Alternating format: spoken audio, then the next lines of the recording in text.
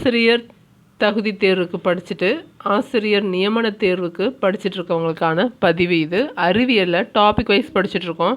இப்போது 6th ஒரு topic இருக்குது அப்படின்னா அது 8th 9th 10th எந்த மாதிரியெல்லாம் இருக்குது அப்படிங்கிறது டாபிக் டீட்டெயில்ஸோடு உங்களுக்கு கொடுத்துருக்கேன். பிடிஎஃபாகவே கொடுத்துருக்கேன். அதை படிங்க.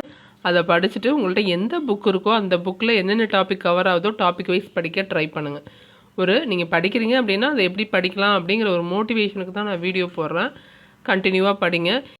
இந்த பிடிஎஃப்பில் இருக்கிறது தான் நம்ம பாருங்கள். இயற்பியலில் ஃபஸ்ட்டு 6th 7th பார்த்தாச்சு. நாம் இப்போது 8th ஃபஸ்ட் லெசன் அளவீட்டியல் தான் பார்க்க போகிறோம்.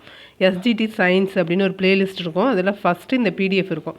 யார் படிக்கணும்னு நினச்சாலும் ஃபஸ்ட்டு இந்த பிடிஎஃப் படிச்சுட்டு அப்புறம் படிக்க ஸ்டார்ட் பண்ணுங்கள்.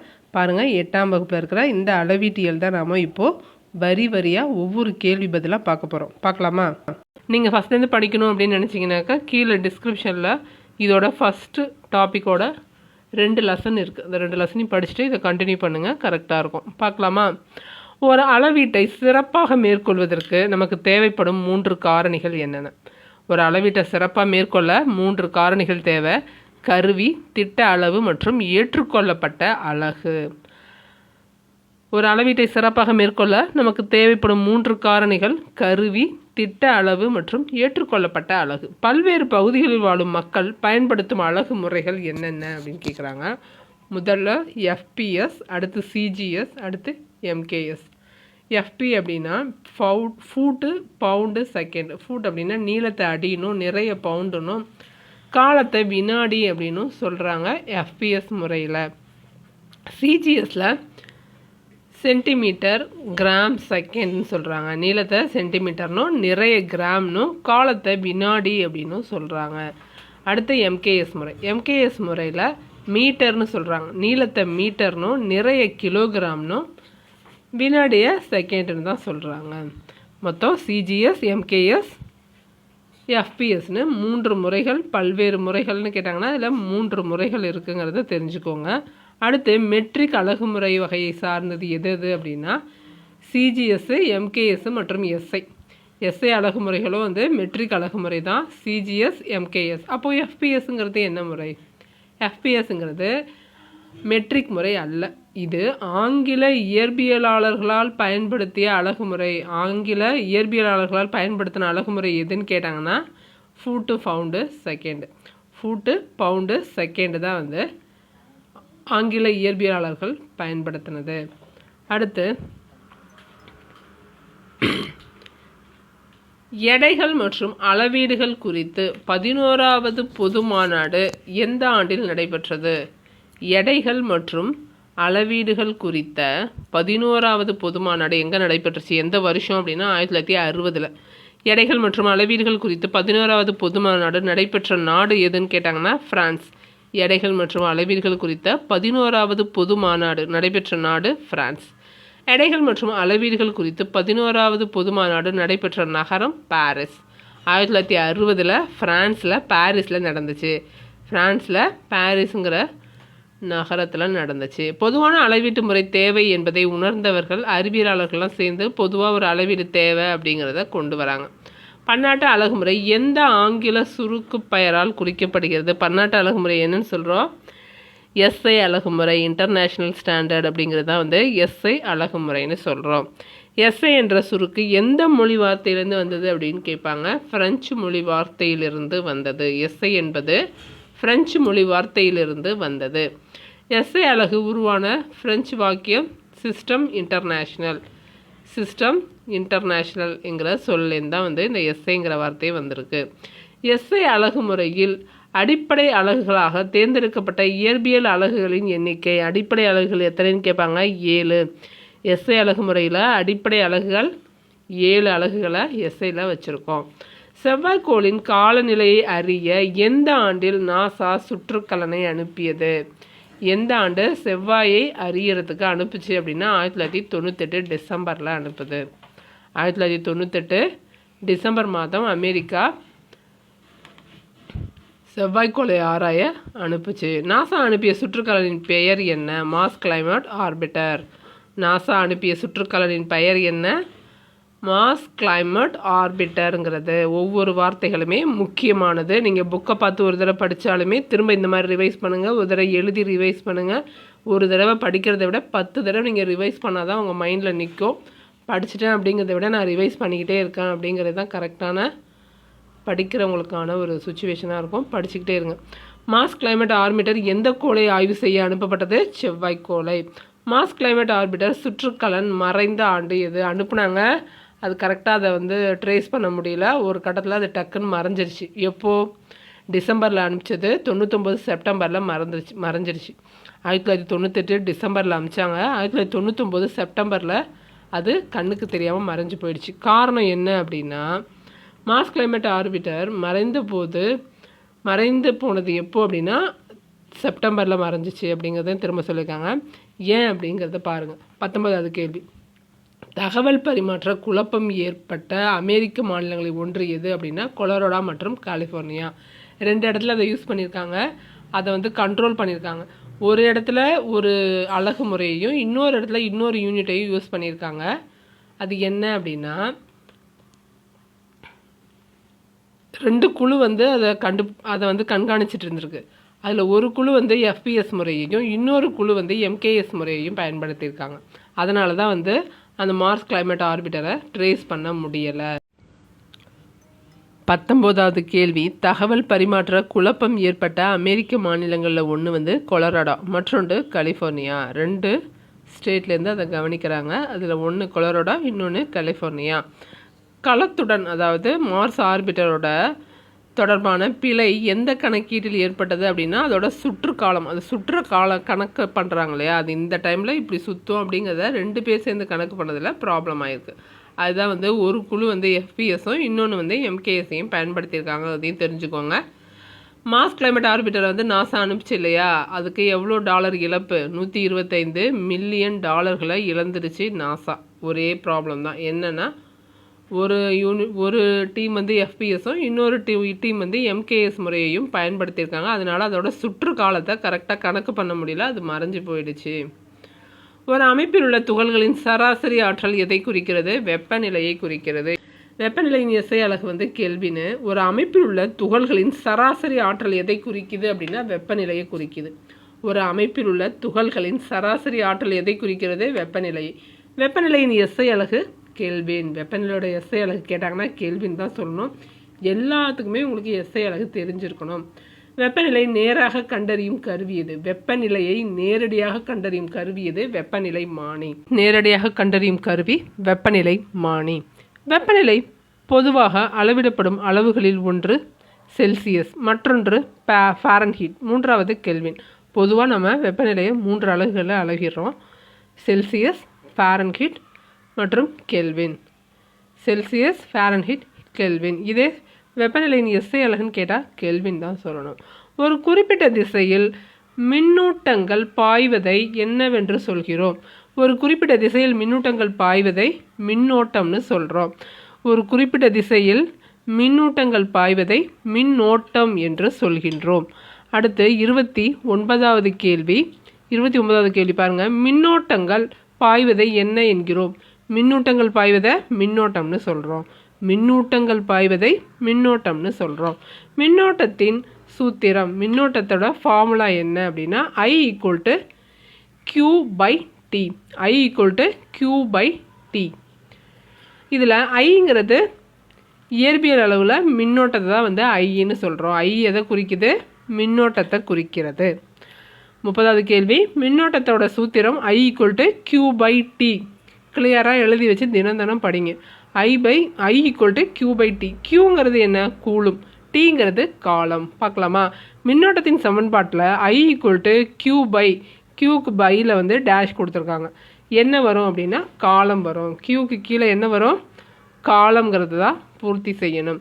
32வது கேள்வி பாருங்கள். ஒரு கடத்தியின் வழியே ஒரு வினாடியில் பாயும் மின்னூட்டங்களின் அளவு என வரையறுக்கப்படுவது மின்னோட்டத்தின் எண் மதிப்பு.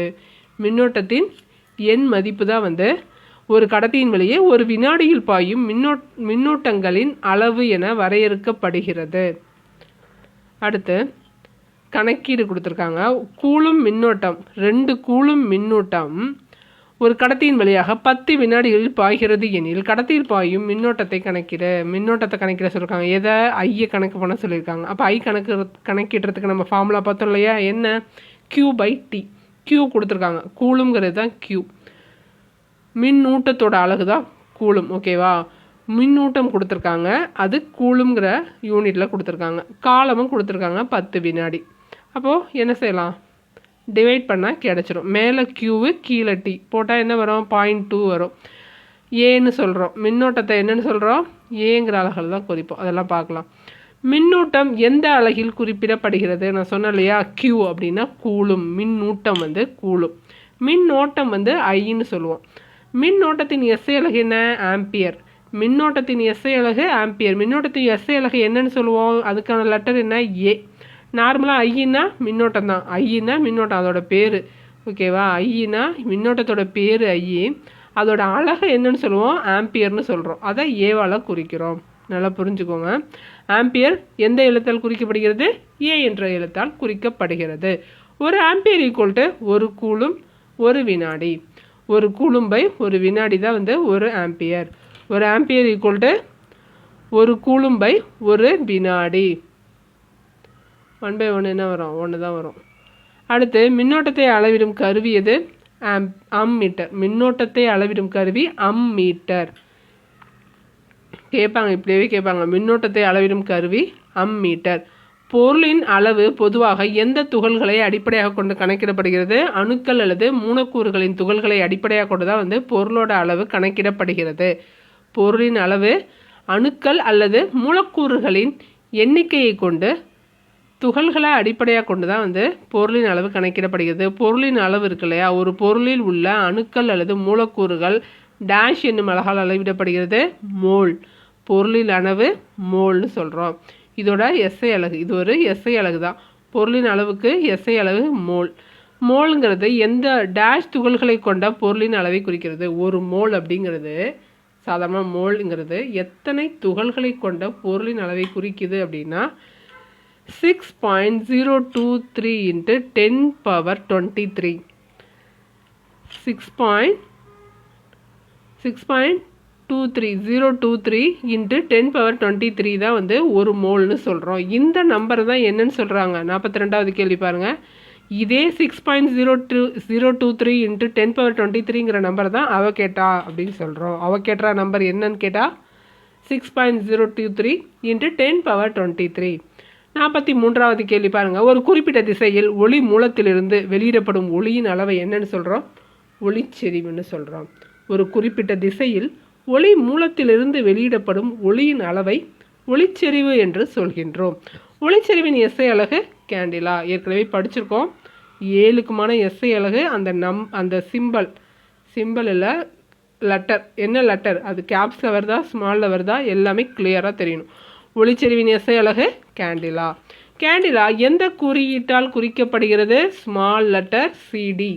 ஸ்மால் லெட்டர் சிடியில் குறிக்கப்படுறது தான் கேண்டிலா. எரியும் எந்த பொருள் ஒரு கேண்டிலா அளவு ஒளி வெளியிடுகிறது? ஒரு அப்ராக்சிமேட்டாக சொல்லியிருக்காங்க. மெழுகுவர்த்தி. எரியும் எந்த பொருள் ஒரு கேண்டிலா அளவு ஒளியை வெளியிடுகிறது? மெழுகுவர்த்தின்னு வந்திருக்கணும். அது ஸ்பெல்லிங் மிஸ்டேக்காக இருக்குது. மெழுகுவர்த்தின்னு இருக்குது. மெழுகுவர்த்தி. ஓகேவா? அடுத்து ஒளிச்செறிவை அளவிட பயன்படும் கருவி எது? ஒளிச்செறிவை அளவிட பயன்படும் கருவி ஒளிமானி அல்லது ஒளிச்செறிவுமானி. ஒளிமானி அல்லது ஒளிச்செறிவுமானி. ஒரு பிளாக் கலரில் சின்னதாக இருக்கும். அதிலே ஆஃப் ஆன் அந்த அமௌண்ட்லாம் போட்டிருக்கோம், எவ்வளோ இருக்குது அப்படிங்கிறது. நீங்கள் இந்த கிரிக்கெட் ஸ்டேடியமில் பார்ப்பாங்க, ஸ்டார்ட் பண்ணுறதுக்கு முன்னாடி பார்ப்பாங்க. ஒளிமானின்னு அதை கையில் வச்சு காட்டுவாங்க. அடுத்து ஒளி உணரப்பட்ட திறனை குறிக்கும் இயற்பியல் அளவு ஒளிப்பாயம். 48வது கேள்வி பாருங்கள். ஒளிமானி ஒளிச்செறிவை எந்த அலகில் நேரடியாக அளவிடுகிறது? கேண்டிலா அலகில் நேரடியாக அளவிடுது. ஒளிமானி ஒளிச்செறிவை எந்த அலகில் நேரடியாக அளவிடுகின்றது? கேண்டிலா. ஒளி உணரப்பட்ட திறனை குறிக்கும் இயற்பியல் அளவு ஒளிப்பாயம். ஒளி உணரப்பட்ட திறனை குறிக்கும் இயற்பியல் அளவு ஒளிப்பாயம் அல்லது ஒளித்திறன். ஒளித்திறனின் எஸ்ஐ அலகு லூமென். ஒளித்திறனின் எஸ்ஐ அலகு லூமென். அடுத்து லூமென் என்ற அலகு ஆங்கிலத்தில் எவ்வாறு எழுதப்படுகிறது? லூமென் என்ற அலகு ஆங்கிலத்தில் எவ்வாறு எழுதப்படுகிறது? அதே சேம் LUMEN எழுதப்படுது. லூமெனை வரையறுப்பதில் பயன்படுத்தப்படும் ஒளிச்செறிவு அலகு கேண்டிலா. ஒரு லூமெனை வரையறுப்பதில் பயன்படுத்தப்படும் ஒளிச்செறிவு அளவு ஒளிச்செறிவோட அளவை என்னன்னு சொல்கிறோம்? கேண்டிலான்னு சொல்கிறோம். ஒரு லூமென் என வரையறுக்கப்படுவது என்ன அப்படின்னா, ஒரு ஸ்ட்ரேடியன் திண்ம கோணத்தில் ஒரு கேண்டிலா ஒளிச்செறிவுடைய ஒளியை ஒரு ஒளி மூலம் வெளியிடுமானால் அந்த ஒளி மூலத்தின் திறன் லூமென்னு சொல்கிறோம். ஒரு ஸ்ட்ரேடியன் திண்ம கோணத்தில் ஒரு கேண்டிலா ஒளிச்செறிவுடைய ஒளியை ஒரு பொருள், அதாவது ஏதோ ஒரு ஒளி மூலம் வெளியிடுது அப்படின்னா அது ஒரு லூமென்னு சொல்கிறோம். அடுத்து 55வது கேள்வி. 7 அடிப்படை அளவுகள் தவிர வேறு 2 வழி அளவுகள் உள்ளன. இதை ஃபஸ்ட்டு துணை அலகாக வச்சுருப்பாங்க, அப்புறம் வழி அலகாக மாற்றுவாங்க. 7 அடிப்படை அலகுகள் தவிர 2 வழி அலகுகள் இருக்குது. அது என்னென்ன அப்படின்னா தலக்கோணம், திண்மக்கோணம். நம்ம அடிப்படை அலகை வச்சு வர்ற பாக்கி எல்லா அலகுகளுமே வழி அலகுகள் தான். இது இல்லாமல் இதை துணை அலகுகளாக வச்சுருந்தாங்க, அதனால் இது தனியாக சிறப்பாக சொல்கிறாங்க. தலக்கோணமும் திண்மக்கோணமும் இப்போதைக்கு துணை அலகுகளாக இருக்குது. அதுதான் ஃபஸ்ட்டு கேட்குறாங்க. 7 அடிப்படை அலகுகள் தவிர வேறு 2ம் இருக்குது. அது என்னென்னா தலக்கோணம், திண்மக்கோணம். எத்தனை நேர்கோடுகள் அல்லது எத்தனை தளங்களின் குறுக்கு வெட்டினால் உருவாகும் கோணம் தலக்கோணம் எனப்படும் அப்படின்னா 2 அல்லது 2. எப்படின்னா 2 நேர்கோடுகள் அல்லது 2 தளங்களின் குறுக்கு வெட்டினால் உருவாகும் கோணம் தான் தலக்கோணம். 57வது கேள்வி. தலக்கோணத்தின் SI அலகு ரேடியன். தலக்கோணத்தின் SI அலகு ரேடியன். ரேடியன் எவ்வாறு குறிக்கப்படுகிறது? Small letter RAD. Radian dash என குறிக்கப்படுகிறது RAD. வட்டத்தின் ஆரத்தின் அளவிற்கு சமமான நீளம் கொண்ட வில் ஒன்று வட்டத்தின் மையத்தில் ஏற்படுத்தும் கோணம் என்ன எனப்படுகிறது? ரேடியன் எனப்படுகிறது. வட்டத்தின் ஆரத்தின் அளவிற்கு சமமான நீளம் கொண்ட வில் ஒன்று வட்டத்தின் மையத்தில் ஏற்படுத்தும் கோணம் தான் ரேடியன் எனப்படுகிறது. இப்போ வட்டம் பாருங்கள், இந்த வட்டத்தில் 6 5ன்னு வச்சுக்கோங்களேன். அதே 5 இந்த சுற்று வட்டாரத்தில் கட் பண்ணும்போது ஒரு வில் வருது இல்லையா, அதுக்கு பேர் தான் ரேடியன். வட்டத்தின் ஆரத்தின் அளவிற்கு சமமான நீளம் கொண்ட வில் ஒன்று வட்டத்தின் மையத்தில் ஏற்படுத்தும் கோணத்தை என்னன்னு சொல்கிறோம்? ரேடியன்னு சொல்கிறோம். பாருங்கள், R = Sன்னு கொடுத்துருக்காங்க. ஏன்னா இங்கே R இருக்கு இல்லையா, Rம் Sம் இந்த வட்டத்தில் சமம். பை ரேடியன் = 180ன்னு வச்சுக்கணும். பை 180 அப்படின்னு தான் மெஷர் பண்ணுறாங்க. ஒரு ரேடியன் = 180 பை அப்படிங்கிறத மைண்டில் வச்சுக்கோங்க. ஒரு ரேடியன்னா என்ன மீனிங்கு? ஒரு ரேடியன்னு சொன்னாலும் ஒன்று தான், 180 டிகிரி பைன்னு சொன்னாலும் ஒன்று தான். 60 டிகிரி என்பதை ரேடியனாக மாற்றுக. 60 டிகிரிங்கிறத ரேடியனாக மாற்ற சொல்லியிருக்காங்க. 1 டிகிரி பை 1 டிகிரி = என்னன்னு சொன்னோம்? பை 180ன்னு சொன்னோம் இல்லையா. அப்போது 60 = பை 180 இன்ட்டு இது ஈக்குவலுக்கு அந்தாண்ட வரும்போது பெருக்கலாக மாறிடும். அப்போது 3ஆல் வந்துடும். பை 3ன்னு வரும். அடுத்து பாருங்கள், பை 4 ரேடியன் என்பதை டிகிரியாக மாற்றுக. பை 4னாக்கா 180/4ன்னு வருது. 180/4 என்ன வரும்? 45ன்னு வரும். பை ரேடியன் அப்படின்னா 180ன்னு அர்த்தம். பையை 180ன்னு மாற்றிக்கிறாங்க. அடுத்து 62வது கேள்வி பாருங்கள். 3 அல்லது அதற்கு மேற்பட்ட தளங்கள் ஒரு பொதுவான புள்ளியில் வெட்டி கொள்ளும்போது உருவாகும் கோணம் என்ன? திண்மக்கோணம். 3 அல்லது அதற்கு மேற்பட்ட தளங்கள் ஒரு பொதுவான புள்ளியில் வெட்டி கொள்ளும் தளம் தான் திண்மக்கோணம். திண்மக்கோணம் எந்த வடிவத்தின் உச்சியில் உருவாகும் கோணமாக வரையறுக்கப்படுகிறது? கூம்பு வடிவத்தின். திண்மக்கோணம் கூம்பு வடிவத்தின் உச்சியில் உருவாகும் கோணமாக வரையறுக்கப்படுது. திண்மக்கோணத்தின் SI அலகு ஸ்ட்ரேடியன். திண்மக்கோணத்தின் SI அலகு ஸ்ட்ரேடியன். அடுத்து 65வது கேள்வி. ஸ்ட்ரேடியன் எந்த சுருக்கு குறியீட்டால் குறிப்பிடப்படுகிறது? அதுக்கான லெட்டர் என்ன? SR. Steradian SR. Steradian SR என்ற குறியீட்டால் குறிக்கப்படுகிறது. எந்த ஆண்டு வரை தலக்கோணம் மற்றும் திண்மக்கோணம் ஆகியவை துணை அலகுகள் என்ற தனியாக வைக்கப்பட்டிருந்தது? எந்த ஆண்டு வரை? 1995 வரை தலக்கோணம் மற்றும் திண்மக்கோணங்கள் துணை அலகுகள் என்று தனியாக வைக்கப்பட்டிருந்தது. அதுக்கப்புறம் 1995க்கு அப்புறம் என்ன ஆச்சு அப்படின்னா, இவை வழி அலகுகள் பட்டியலில் சேர்க்கப்பட்டது. வழி அளவுகள் பட்டியலில் சேர்க்கப்பட்டது. 67வது கேள்வி பாருங்க. ஒரு கோளத்தின் ஆரத்தின் இருமடிக்கு சமமான புறப்பரப்பு கொண்ட சிறிய வட்டப்பகுதி ஒன்று டேஷில் ஏற்படுத்தும் கோணம் தான் என்னன்னு சொல்கிறோம், ஸ்ட்ரேடியம்னு சொல்கிறோம். மையத்தில் ஏற்படுத்தும் கோணம் தான் வந்து ஸ்ட்ரேடியன். ஒரு கோளத்தின் ஆரத்தின் இருமடிக்கு சமமான புறப்பரப்பு கொண்ட சிறிய வட்டப்பகுதி ஒன்று டேஷில் ஏற்படுத்தும் கோணம் ஒரு ஸ்ட்ரேடியன் எனப்படும். மையத்தில். தலக்கோணத்துக்கும் திண்ம கோணத்துக்கும் உள்ள வித்தியாசம் பாருங்கள். தலக்கோணம்னா 2 தான் வரும், 2 தான் வரும், ஓகேவா. திண்ம கோணம் அப்படின்னா 3 வரும், அதை நல்லா ஞாபகம் வச்சுக்கோங்க. 2 கோடுகள் 2 தளங்கள்னு வந்தால் தலக்கோணம். 3 அல்லது அதற்கும் மேற்பட்ட தளங்கள் ஒரு பொதுவான புள்ளியில் வெட்டிக்குச்சுன்னா அது திண்ம கோணம். இது வந்து 2 பரிமாணம், இது வந்து 3D 3 பரிமாணம். தலக்கோணத்தோட அலகு ரேடியன், திண்ம கோணத்தோட அலகு ஸ்ட்ரேடியன். அடுத்து, காட்சியின் அடிப்படையில் எத்தனை வகை கடிகாரங்கள் உள்ளன? 2. ஒப்புமை வகை கடிகாரம், எண்ணிலக்க கடிகாரம். பாரம்பரியமாக பயன்படுத்தப்படும் கடிகார வகை எது? அனலாக் கடிகாரம், ஒப்புமை கடிகாரம். பாரம்பரியமாக பயன்படுத்தப்படுற கடிகாரம் எதுன்னு கேட்டாங்கன்னா ஒப்புமை கடிகாரம். ஒப்புமை கடிகாரம் எதை பயன்படுத்தி நேரத்தை காட்டுகிறது? முள்கள், குறிமுல்லை காட்டி குறிமுல்லை வைத்து நேரத்தை காட்டுகிறது. குறிமுள்களின் எண்ணிக்கை எத்தனை குறிமுள் இருக்கும் ஒரு பாரம்பரிய கடிகாரத்தில்? குறிமுள்களின் எண்ணிக்கை அனலாக் கடிகாரம் எத்தனை குறிமுள்கள் இருக்கும் அப்படின்னா 3 குறிமுள்கள் இருக்கும், 73. எண்ணிலக்க வகை கடிகாரங்கள் நேரத்தை நேரடியாக காட்டுகின்றன. எண்ணிலக்க வகை கடிகாரங்கள் டிஜிட்டல் கிளாக் பற்றி சொல்கிறாங்க, அது நேரத்தை நேரடியாக காட்டும். செயல்படும் முறையின் அடிப்படையில் கடிகாரங்கள் 2 வகைப்படும். என்னென்ன அப்படின்னா குவார்ட்ஸ் கடிகாரம், அணு கடிகாரம். செயல்படும் முறையின் அடிப்படையில் கடிகாரம் 2 வகை, குவார்ட்ஸ் கடிகாரம், அணு கடிகாரம். இதுக்கு முன்னாடி காட்சியின் அடிப்படையில் 2 வகை, ஒப்புமை, எண்ணிலக்கம். செயல்படும் விதத்தில் 2 இருக்குது. குவார்ட்ஸ் மூலியமாக ஒன்று செயல்படுது, அணு மூலியமாக செயல்படுது. அதை வச்சு 2 வகையாக பிரிக்கிறாங்க. குவார்ட்ஸ் கடிகாரங்கள் இயந்திரவியல் கடிகாரங்களை விட மிகவும் துல்லியமானவை. இயந்திரவியல் கடிகாரங்களை விட மிகவும் துல்லியமானவை எதுன்னு கேட்டாங்கன்னா குவார்ட்ஸ் கடிகாரத்தை தான் சொல்லணும். குவார்ட்ஸ் எனப்படும் படிகத்தினால் கட்டுப்படுத்தப்படும் டேஷ் மூலம் இவை இயங்குகின்றன. குவார்ட்ஸ் எனப்படும் படிகத்தினால் கட்டுப்படுத்தப்படும் டேஷ் மூலம் இவை இயங்குகின்றன. மின்னணு அலைகள் மூலம், எலக்ட்ரானிக்கலோட அலைகள் மூலமாக இது இயங்குது. குவார்ட்ஸ் கடிகாரம் எந்த படிகத்தால் கட்டுப்படுத்தப்படுகிறது? குவார்ட்ஸுங்கிற படிகத்தால் கட்டுப்படுத்தப்படுகிறது. 77. குவார்ட்ஸ் கடிகாரம் எதன் மூலமாக இயங்குகிறது? குவார்ட்ஸ் கடிகாரம் எதன் மூலமாக இயங்குகிறது? மின்னணு அலைகள் மூலமாக. குவார்ட்ஸ் கடிகாரம் மின்னணு அலைகள் மூலமாக இயங்குகிறது. குவார்ட்ஸ் கடிகாரத்தில் மிக துல்லியமானது என்ன அப்படின்னா அதிர்வெண். குவார்ட்ஸ் கடிகாரங்களில் மிக துல்லியமானது அதிர்வெண். குவார்ட்ஸ் கடிகாரங்களில் மிக துல்லியமானது அதிர்வெண்.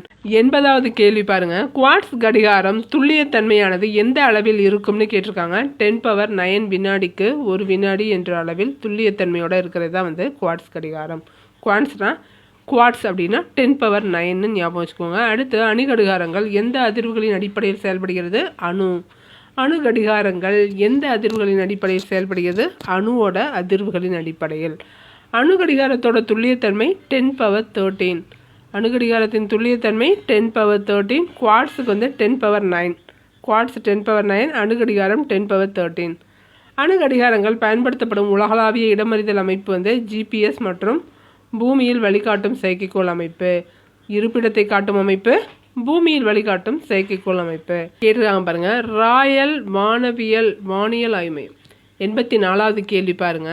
ராயல் வானியல் ஆய்வு மையம் எந்த இடத்துல இருக்குன்னு கேட்டிருக்காங்க. ராயல் வானியல் ஆய்வு மையம் எந்த இடத்துல இருக்குது அப்படின்னா இங்கிலாந்து நாட்டில் இருக்கிற லண்டன் மாநகருக்கு அருகில் உள்ள கிரீன்விச் என்னும் இடத்துல தான் இது இருக்குது. இதே வந்து கிரீன்விச் சராசரி நேரம்னு சொல்லுவாங்க. இது எந்த இடத்த குறிக்குது அப்படின்னா ராயல் வானியல் ஆய்வு மையத்தை குறிக்குது. இந்த ராயல் வானியல் ஆய்வு மையம் எங்கே இருக்குது? இங்கிலாந்து நாட்டின் லண்டன் மாநகருக்கு அருகில் இருக்குது. அந்த இடம் பேர் தான் வந்து கிரீன்விச். அந்த வானியல் ஆய்வு மையத்தோட பெயர் கேட்டாங்கன்னா ராயல் வானியல் ஆய்வு மையம். இது இங்கே இருக்கிற தீர்க்கக்கோட்டின் கணக்கு என்னன்னு கேட்டாங்கன்னா GMT 0 தீர்க்கக்கோடு. GMT எந்த தீர்க்கக்கோட்டில் கணக்கிடப்படுகிறது? 0. அதான் வந்து ராயல் வானியல் ஆய்வு மையத்தோட சராசரியாக இருக்குது. பூமி எத்தனை நேர மண்டலங்களாக பிரிக்கப்பட்டுள்ளது? பூமி எத்தனை நேர மண்டலங்களாக பிரிக்கப்பட்டிருக்கு? 24. 15 டிகிரி இடைவெளியில் அமைந்த தீர்க்கக்கோடுகளின் அடிப்படையில் 24 பிரிவுகளாக பிரிக்கப்பட்டுள்ளது. அடுத்தடுத்த 2 நேர மண்டலங்களுக்கு இடையிலான கால இடைவெளியை என்னன்னு சொல்கிறோம்? 1 மணி நேரம்னு சொல்கிறோம். 15 இடைவெளியில் 15 டிகிரி இடைவெளியில் 24 பிரிச்சிருக்காங்க இல்லையா? அதில் 2 நேர மண்டலங்கள் இடைவெளியை தான் 1 மணி நேரம். அப்போது 12 மணி நேரத்துக்கு 12 மணி நேரத்துக்கு மாறுங்கிற மாதிரி கொடுத்துருக்காங்க. அடுத்தடுத்து 2 நேர மண்டலங்களுக்கு இடையிலான கால இடைவெளி என்ன? 1 மணி நேரம். இந்திய திட்ட நேரம் எந்த இடத்தின் தீர்க்கக்கோட்டின் அடிப்படையில் கணக்கிடப்படுகிறது? உத்தரப்பிரதேச மாநிலத்தில் உள்ள மிர்சாப்பூர். அந்த ராயல் வானியல் ஆய்வு மையமும் இந்த மிர்சாப்பூர் இருக்கு இல்லையா, உத்தரப்பிரதேச மாநிலம் மிர்சாப்பூர், இதுவும் முக்கியமான இடங்கள், நல்லா தெரிஞ்சுக்கோங்க. இந்தியாவோட திட்ட நேரம் உலக அளவில் சராசரி நேரம் கிரீன்விச் தான் சராசரி நேரம், அது 0 தீர்க்கக்கோடு. உத்தரப்பிரதேசத்தில் இருக்கிற மிர்சாப்பூர் நம்மளோடது. ஐஎஸ்டி கணக்கிடப்படும் தீர்க்கக்கோட்டின் மதிப்பு என்ன? ஐஎஸ்டி இந்திய திட்ட நேரத்தை தான் அப்படி சொல்கிறாங்க, இந்தியன் ஸ்டாண்டர்ட் டைம். ஐஎஸ்டி கணக்கிடப்படும் தீர்க்கக்கோட்டோட மதிப்பு 82.5 டிகிரி. 82.5 டிகிரி. ஐஎஸ்டிக்கும் ஜிஎம்டி இருக்கு இல்லையா, அதுக்கும் ஒப்பிடும்போது நேர வித்தியாசம் +5:30 +5:30 போட்டாலும் போடலாம், போடாமலும் இருக்கலாம். அதனால் 5:30 மணி. ஐஎஸ்டிக்கும் ஜிஎம்டிக்கும் உள்ள நேர வித்தியாசம் 5:30 மணி. ஒவ்வொரு அளவீடும் சில நிலையற்ற தன்மையை கொண்டுள்ளது. இந்த நிலையற்ற தன்மையை என்னன்னு சொல்கிறோம்? பிழைன்னு சொல்கிறோம். கரெக்டாக எக்ஸாக்டான மதிப்பு நமக்கு கிடைக்கிறதில்ல. அந்த மாதிரி ஒரு எக்ஸாக்டான மதிப்பு இல்லை அப்படிங்கிறத என்னன்னு சொல்கிறோம்? பிழைன்னு சொல்கிறோம். ஒவ்வொரு அளவீடும் சில நிலையற்ற தன்மையை கொண்டுள்ளது. இந்த நிலையற்ற தன்மையை என்னன்னு சொல்கிறோம்? பிழை என்கிறோம். 92வது கேள்வி பாருங்கள். சோதனை மூலம் கண்டறியப்பட்ட மதிப்பிற்கும் டேஷ் மதிப்பிற்கும் இடையே உள்ள வேறுபாடு பிழை என வரையறுக்கப்படுகிறது. சோதனை மூலம் கண்டறியும் மதிப்பிற்கும் உண்மையான மதிப்பிற்கும் இடையே உள்ள வேறுபாடு தான் பிழை என வரையறுக்கப்படுகிறது. அடுத்து 93. கண்டறியப்பட்ட மதிப்பு உண்மை மதிப்பிற்கு நெருக்கமாக இருப்பதை என்னன்னு சொல்கிறோம்? துல்லியம்னு சொல்கிறோம். கண்டறியப்பட்ட மதிப்பு உண்மை மதிப்பிற்கு நெருக்கமாக இருக்கும்போது துல்லியமாக இருக்குது இந்த மதிப்புன்னு சொல்கிறோம். அதே இது பல அளவீடுகள் ஒன்றுக்கொன்று நெருக்கமாக இருக்கிறத என்னன்னு சொல்கிறோம்? நுட்பம்னு சொல்கிறோம். முக்கியமான கேள்வி, பார்த்துக்கோங்க. நமக்கு ஆப்ஷனில் பார்க்கும்போது சுத்தமாக ஆன்சர் தெரியாது.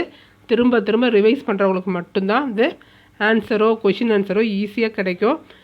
நீங்கள் கொஷினை மட்டும் பார்த்து ஆன்சர் கண்டுபிடிக்கிற மாதிரி டெஸ்ட் எழுதும் போதும் இது நல்லா மனசில் பதியும். பாருங்கள், கண்டறியப்பட்ட மதிப்பு உண்மை மதிப்புக்கு நெருக்கமாக இருந்தால் அது துல்லியம். பல அளவீடுகள் ஒன்றுக்கொன்று நெருக்கமாக இருந்ததுன்னா அதை என்னன்னு சொல்கிறோம்? நுட்பம்னு சொல்கிறோம். அளவீடுகள் பொதுவாக எது விரும்பப்படுகிறது? அளவீடுகளில் துல்லியம் விரும்பப்படுதா, நுட்பம் விரும்பப்படுதா? துல்லியம் தான் விரும்பப்படுது. உண்மைத்தன்மைக்கு பக்கத்தில் இருக்கிறது தான் விரும்பப்படுது.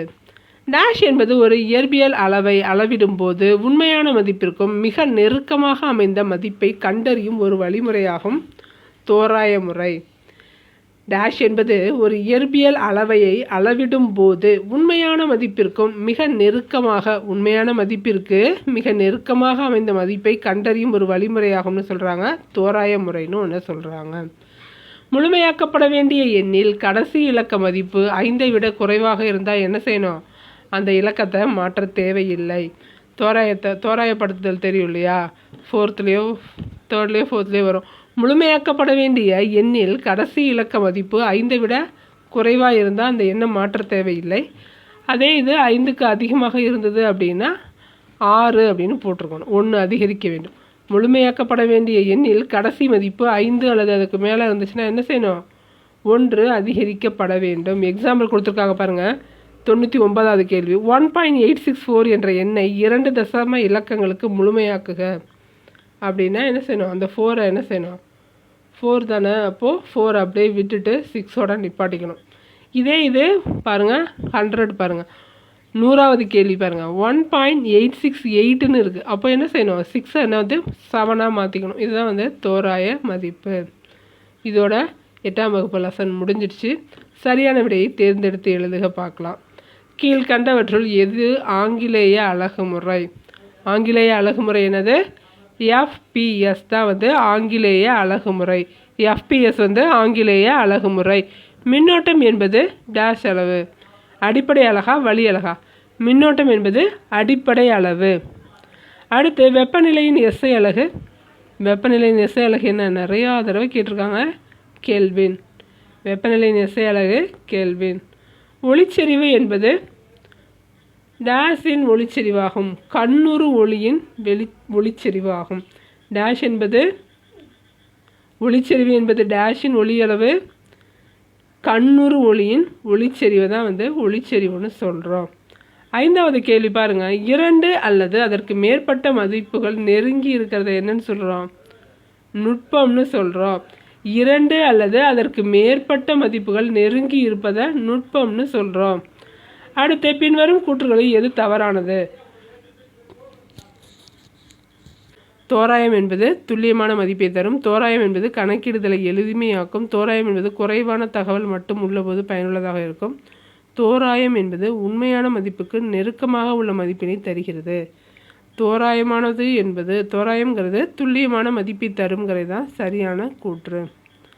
அடுத்து கோடிட்டிடங்களை நிரப்புக. திண்மக்கோணம் என்ற டேஷ் அலகில் அளக்கப்படுகிறது. திண்மக்கோணம் டேஷ் என்ற அலகினால் அளக்கப்படுகிறது. ஸ்ட்ரேடியன் என்ற அலகினால் அளக்கப்படுகிறது. இதை எஸ்ஆர்னு சொல்கிறோம். திண்மக்கோணம். தலக்கோணம் ரேடியன். திண்மக்கோணம் ஸ்ட்ரேடியன். ஒரு பொருளின் குளிர்ச்சி அல்லது வெப்பத்தின் அளவு என்னன்னு சொல்கிறோம்? வெப்பநிலைன்னு சொல்கிறோம். மின்னோட்டத்தின் அளவிட பயன்படும் கருவி. மின்னோட்டத்தினை அளவிட பயன்படும் கருவி அம்மீட்டர். மின்னோட்டத்தினை அளவிட பயன்படும் கருவி அம்மீட்டர். ஒரு மோல் என்பது 6.023 × 10⁻23 அணுக்கள் அல்லது மூலக்கூறுகளை கொண்டது. இது ஒரு மோல் என்பது 6.023 × 10⁻23 அணுக்கள் அல்லது மூலக்கூறுகளை கொண்டது. அளவீடுகளின் நிலையற்ற தன்மையை என்னன்னு சொல்கிறோம்? பிழைகள்னு சொல்கிறோம். அளவீடுகளின் நிலையற்ற தன்மையை பிழைகள் என்று சொல்கிறோம். அளவிடப்பட்ட மதிப்பு உண்மை மதிப்புடன் நெருங்கி இருப்பதை துல்லியத்தன்மை. உண்மை மதிப்புக்கு நெருங்கி இருந்துச்சுன்னா அது துல்லியத்தன்மை. 2 நேர்கோடுகளின் குறுக்கீடினால் உருவாகிறது என்னது? தலக்கோணம். 2 நேர்கோடு 2ன்னு வந்தாலே அது தலக்கோணம். இதே 3ன்னு வந்ததுன்னா திண்மக்கோணம். சரியா தவறா பார்க்கலாமா? ஒரு அமைப்பில் உள்ள துகள்களின் மொத்த இயக்க ஆற்றலின் அளவே வெப்பநிலை ஆகும். மொத்த இயக்க ஆற்றலின் அளவே வெப்பநிலை ஆகும் அப்படிங்கிறது. ஒரு அமைப்பில் உள்ள துகள்களின் மொத்த இயக்க ஆற்றலின் அளவே வெப்பநிலை. அதாவது சராசரி இயக்க ஆற்றல் தான் வந்து அதோட வெப்பநிலை. மொத்தம்னு கொடுத்துருக்காங்க. அப்போ தவறு. ஒரு கூலும் மின்னோட்டம் ஒரு நிமிடத்தில் பாயும் எனில் அது ஒரு ஆம்பியர் என்று அழைக்கப்படுகிறது. தவறு. ஒரு வினாடி. நிமிடம் கிடையாது, வினாடி. ஒரு பொருளில் அடங்கியுள்ள துகள்களின் எண்ணிக்கையே பொருளின் அளவாகும்.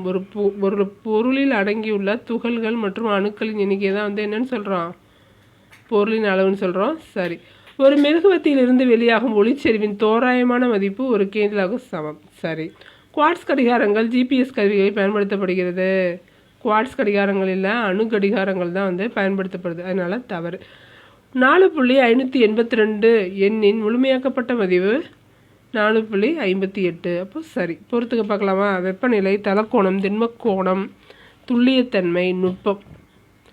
வெப்பநிலை அப்படின்னா குளிர்ச்சி அல்லது வெப்பத்தின் அளவு தான் வந்து வெப்பநிலை. விடை பாருங்க. வெப்பநிலை குளிர்ச்சி அல்லது வெப்பத்தின் அளவு. தலக்கோணம்னா 2 தளங்களின் குறுக்கீடினால் ஏற்படும் கோணம் தான் வந்து தலக்கோணம். திண்மக்கோணம் 3 அல்லது அதற்கு மேற்பட்ட தளங்களின் குறுக்கீடினால் ஏற்படும் கோணம் தான் வந்து திண்மக்கோணம். துல்லியத்தன்மை 3 அல்லது அதற்கு மேற்பட்ட தளங்களின் குறுக்கீடினால். துல்லியத்தன்மை தவறாக இருக்குது. நுட்பம் பாருங்க. 2 அல்லது அதற்கு மேற்பட்ட அளவீடுகளின் நெருங்கிய தன்மை தான் நுட்பம்னு சொல்கிறோம். துல்லியத்தன்மைக்கு உண்மையான மதிப்பிற்கு நெருங்கிய அளவு தான் வந்து துல்லியத்தன்மை. அதான் மாற்றிக்கோங்க. சரியா? அடுத்து கூற்றுகளை ஆராய்ந்து சரியா தவறா அப்படிங்கிறத சொல்ல போகிறோம். முதல் கூற்று பாருங்கள். எஸ்ஐ அலகுமுறை அளவீட்டுக்கான மிக சரியான முறையாகும். சரியா? சரி. வெப்பநிலைக்கான எஸ்ஐ அலகு கெல்வின். சரியா? சரி. ரெண்டுமே சரி. ஆனால் ரெண்டுக்கும் ஏதாவது தொடர்பு இருக்கா? இந்த கூற்று வந்து இது விளக்குதா அப்படின்னா விளக்கலை. அப்போது கூற்று மற்றும் காரணம் ஆகிய இரண்டும் சரி. மேலும் காரணம் கூற்றுக்கு சரியான விளக்கம் அல்ல அப்படிங்கிறது தான் ஆன்சர். அடுத்து பாருங்கள், மின்னோட்டம், பொருளின் அளவு, ஒளிச்செறிவு ஆகியவை அடிப்படை இயற்பியல் அலகு. ஆமாம், மின்னோட்டம், பொருளின் அளவு, ஒளிச்செறிவு இது எல்லாமே வந்து அடிப்படை இயற்பியல் அலகுகள். சரி. அவை ஒன்றுடன் ஒன்று சார்புடையவைன்னு கொடுத்துருக்கு. அவை ஒன்றுடன் ஒன்று சார்புடையவைன்னு கொடுத்துருக்கு. அது தவறு. அப்போ கூற்று சரி, காரணம் தவறு. அடுத்து பாருங்கள், கூற்று. திண்ம கோணத்தின் அலகு ரேடியன். சரியா? ஒரு வட்டத்தின் ஆரத்திற்கு சமமான வில் ஒன்று வட்டத்தின் மையத்தில் ஏற்படுத்தும் கோணமே ரேடியன். ரெண்டுக்குமே வந்து ரேடியன் கொடுத்துருக்காங்க. ரேடியன் கொடுக்கக்கூடாது, ஸ்ரேடியன்னு கொடுத்துருக்கோம். இஸ்ன்னு வந்திருக்கணும். அப்போது இது ரெண்டுமே தவறானது. கூற்று மற்றும் காரணம் இரண்டுமே தவறு. 8வது லெசன் பார்த்தாச்சு. நம்ம அடுத்து 9வது லெசன் பார்க்கலாம். நீங்கள் டெய்லி கமெண்ட் போடுறீங்க, டெய்லி வீடியோ போடுங்க அப்படின்னு சொல்கிறீங்க. நானும் முயற்சி பண்ணுறேன். காலையில் சயின்ஸு, ஈவினிங் தமிழ் போடணும் அப்படின்னு நான் ட்ரை பண்ணுறேன். கொஞ்சம் கொஞ்சமாக சரி பண்ணி கண்டினியூவாக போட ட்ரை பண்ணுறேன். நாம் தொடர்ந்து படிக்கலாம். டிஸ்கஸ் பண்ணி படிங்க. ஃப்ரெண்ட்ஸை சேர்த்து படிங்க. இது பாருங்கள், இப்படி படிக்கலாம் வாங்க அப்படின்னு. எந்த யூடியூப் வேணால் பார்த்து படிங்க, ஆனால் படிங்க. உங்களுக்கு எது தேவையோ அதை தேடி கண்டுபிடிச்சி படிங்க. படிக்கிறத மட்டும் விட்டுறாதீங்க. ஏப்ரல் மேலே எக்ஸாம் வந்துடும்னு சொல்கிறாங்க. ஏப்ரல் மேலே எலெக்ஷன் தான் வரும். ஆனால் எக்ஸாம் கண்டிப்பாக வரும். விடாமல் படிங்க.